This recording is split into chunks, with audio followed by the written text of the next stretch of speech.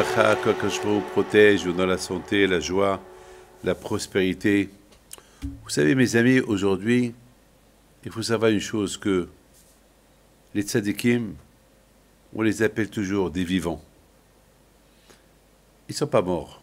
La preuve, on va les pèleriner bientôt, c'est l'Aïloula de Rabbi Meir Balanès, Rabbi Shimon Bar Yochai, combien de gens ils vont au Maroc, en Hongrie, Bulgarie, partout pour pèleriner les tzadikim.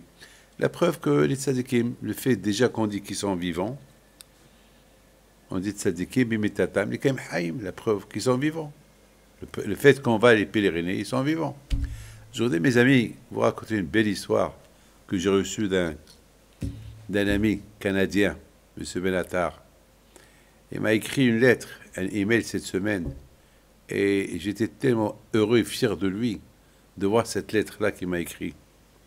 Il a dit qu'à Purim, sa femme devait accoucher. Et il s'est passé quelque chose que les médecins, le jour de l'accouchement, les médecins, ils étaient tout le monde là, et le bébé, il est né, c'est une fille, Baruch Hashem, mais elle avait manque de respiration. Donc tout de suite, les médecins, ils devaient prendre la petite dans une couveuse, et bien sûr, avec les machines, etc., etc., elle avait manque de respiration. Le pauvre, monsieur Benatar, le pauvre, il avait peur. Et bon, il était le seul qui avait la permission d'aller avec la petite. Ils l'ont pris dans une chambre et l'ont attaché avec tous les fils, le cœur. Et le pauvre, c'était la veille de Purim. Et le lendemain, c'est le Michté. Comment il va passer Purim? À quoi il pense, ce monsieur-là? À Purim. La fête de Purim, la fête de la Emouna. Célébrer la fête de Purim.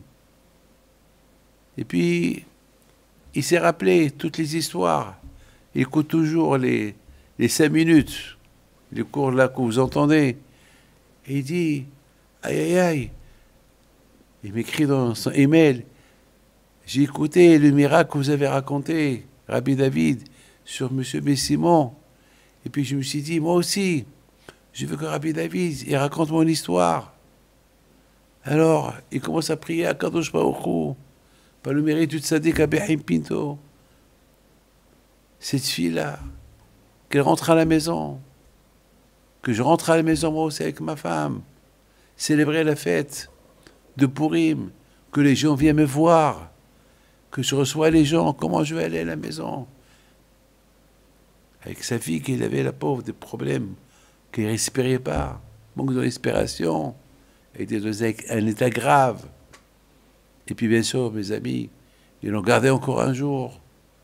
Et lui, le pauvre, il avait peur.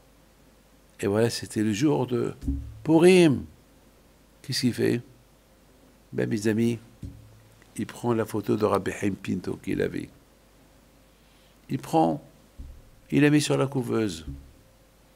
Il prend la clé du mausolée de Rabbi Haim Pinto.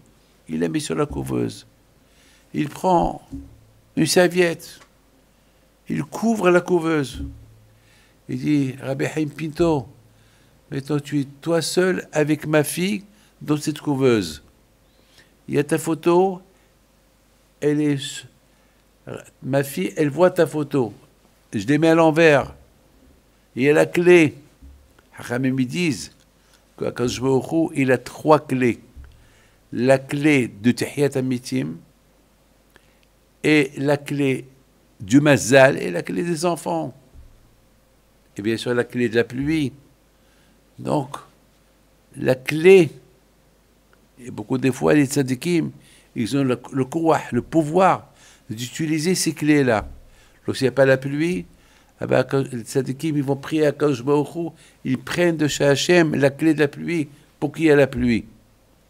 Lorsque quelqu'un qui n'arrive pas à avoir des enfants, alors les tzadikim, ils prennent la clé des enfants pour qu'il y ait des enfants.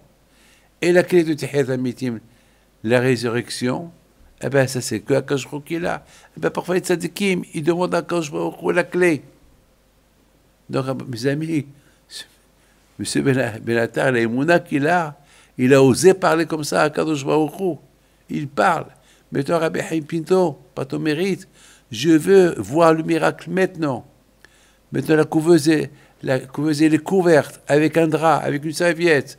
Tu es seul avec elle à l'intérieur. Alors je veux maintenant, je veux voir le miracle. Il enlève la serviette. Comme ça, il m'écrit dans son email. Il voit sa fille qu'elle respire. Il appelle les médecins, ils viennent, ils n'ont rien compris. Le même jour à Botaï. Ils n'ont rien compris alors qu'elle était grave. Elle n'avait pas de respiration pour la mettre dans une couveuse. Mais la prière, la émouna et la prière. Ce monsieur-là, il a fait le Tahiyat al-Mitim personnel. Vous savez, mes amis, Tahiyat al-Mitim, on le voit. Notre existence, notre émouna, elle fait de nous que, bon Hachem, on est encore là. Bien sûr, c'est des choses, vous savez, dans la prière, toujours on dit, Ani ma'amin, je crois en Dieu, je crois de Mashiach, et je crois en Tahiyat al-Mitim. Que Hachem vous protège, je vous donne Bachav Atzlaha, Amen.